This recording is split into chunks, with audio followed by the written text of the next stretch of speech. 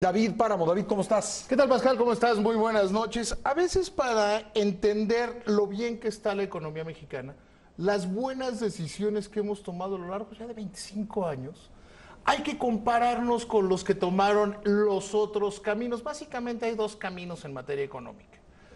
Hacer cosas ortodoxas, ser cuidadosos, que no son tan populares, pero a la larga funcionan, o caer en ese populismo facilito de jugar aparentemente para la tribuna, dar resultados teóricamente rápidos que terminan empobreciendo a la población.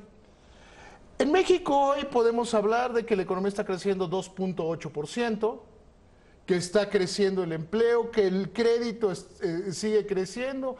Entrevisté hace unos momentos en mi programa de radio en imagen a Luis Robles Miaja y me decía, el crédito que más está creciendo es a las pequeñas y medianas empresas. Y los bancos, eso sí saben de microeconomía. No hay nada más microeconómico que el bolsillo de su cliente y cuánto deposita y en qué está gastándolo. Vamos a compararnos contra el mundo hoy.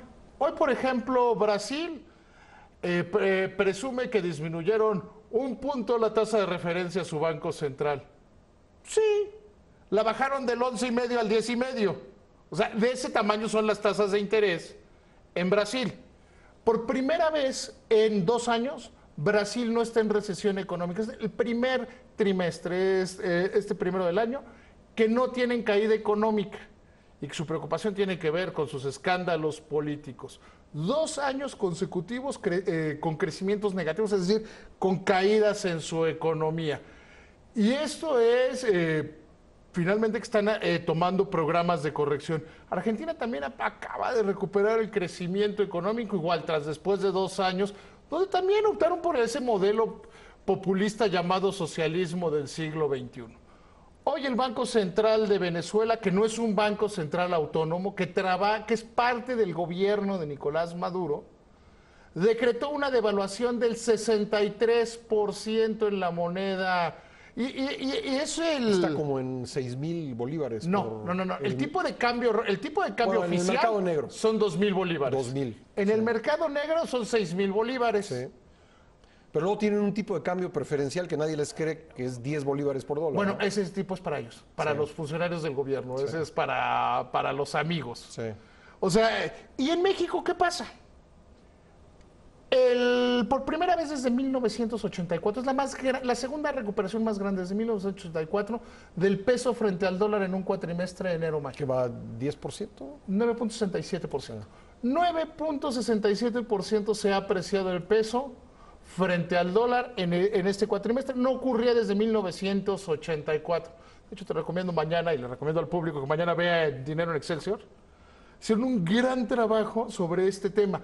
Entonces, esa es la diferencia de uno a otro. Podemos hablar y podemos decir que si la crisis, no hay crisis, no hay ningún dato objetivo.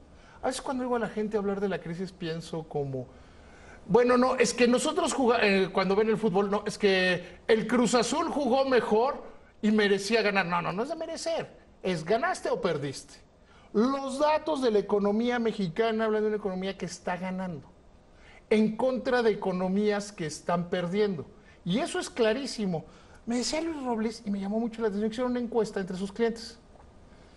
Clientes que tienen ventas récord en diferentes sectores de la economía, su opinión de la economía es mala. Entonces, de repente hay como una dicotomía difícil de comprender. Parece que la moda, que lo correcto es decir, la economía está mal, la economía no funciona. En todo este sexenio y desde 2009, o sea, después de la caída de la economía de 2009, es decir, 2010 a la fecha, no hemos tenido un solo trimestre de crecimiento negativo, de caída en la economía. Para compararnos otra vez con Brasil, que traía 2 años de trimestre, venir cayendo su economía. Parece que la moda es decir que la economía está mal, que la economía no funciona, cuando los datos duros dejan claro y no dejan espacio a ninguna discusión, Pascal, en el sentido de que la economía está bien. Fíjate, hoy Banco de México aumenta su estimación del crecimiento de la economía a un rango de entre 1.5 y 2.5. Ya lo había hecho la Secretaría de Hacienda la semana pasada, que lo puso hasta 2.3, 1.3, 2.3. prácticamente todas las consultorías están aumentando su estimación del crecimiento de la economía. Y hay otro factor que está impulsando fuertemente el buen desempeño del país. No solo el crecimiento del mercado interno, sino que se está generando la idea, yo creo que correcta, de que la negociación del Tratado de Libre Comercio va a tener dos características. Uno, México va a acabar después de esta negociación mejor de lo que estaba. O sea, en materia de acuerdos comerciales. Eso está por verse, ¿no? Yo no tengo ninguna duda. Porque si no hay una mejora, México no tiene incentivo para firmar. Eso hay que tenerlo claro. La posición del gobierno mexicano es o ganamos o nos vamos, junto con la iniciativa privada. Estados Unidos no tiene tan claro qué quiere en el Tratado de Libre Comercio. No hay, como ya sucede en México, una coordinación entre gobierno e iniciativa privada. El discurso de la iniciativa privada de Estados Unidos es uno y el discurso del gobierno es otro. Puede convenirle al país salirse en lugar de un mal arreglo, pero la consecuencia sobre la economía de salirse, por lo menos en el corto plazo, sería considerable. Mucho más caro para los Estados Unidos, eso ya está claro. O sea, para México en materia de aranceles y preferencias de exportación... Sí, pero me refiero al impacto inmediato, David. Pero finalmente el impacto inmediato es... El 8 de noviembre, en la noche del 8 de noviembre, el tipo de cambio llegó a 22. ¿No? Llegó a 22 y se ha venido regresando. 3 meses, imagínate 3 meses de incertidumbre en medio de una campaña electoral. Pero el Tratado de Libre Comercio va a estar resuelto si escuchas a Ildefonso Guajardo en diciembre, si escuchas a Wilbur Ross, el secretario de Economía de los Estados Unidos, en enero. Los dos países quieren negociar muy rápido y Canadá también. ¿Por qué quieren negociar rápido? Porque en México y en Estados Unidos hay elecciones. Y en cualquier escenario Estados Unidos ya calcula que si la negociación se alarga, hay cambio de gobierno. Y cambio de gobierno puede ser que gane el PRI o cualquier otro, ¿eh? O sea, los grados, cambia la negociación. Simple y sencillamente cambia. Todo lo que habrás hecho. Todo lo que habías hecho no importa, ¿eh? Sí. O sea, porque además, si llegas a la elección y el presidente no ha mandado al Senado mexicano, porque en México es un tratado, no es un acuerdo, ya no vale. O sea, ya no tiene, aún ganando el PRI, aún ganando el PRI, ya no tiene fuerza ese presidente. O sea, el presidente Peña ya no tendría fuerza para impulsar ese tratado de libre comercio. Entonces, la negociación se iría 2019. Eso no le conviene a los Estados Unidos y no le conviene a México, no le conviene a nadie. O sea, ¿tú no prevés en lo que resta de año algún factor que ponga en riesgo esta revisión del crecimiento del país? Ninguno. Yo creo que incluso van a seguir mejorando las expectativas.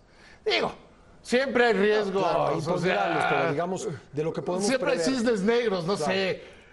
Si hubiera un atentado en contra de Donald Trump o alguna cosa así. Las cosas que están... No. Si las cosas siguen como van, sí, el Tratado de Libre Comercio va a estar rápido, México va a estar mejor de lo que estaba.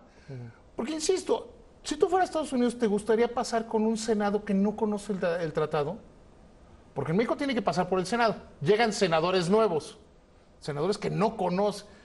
Cuando negocias un tratado, cualquiera que haya negociado algo, sabe que hay dinámicas de negociación y que se van conociendo cosas. O sea, y se va generando hasta la forma de negociar y los tiempos de negociar. Todo eso se rompería.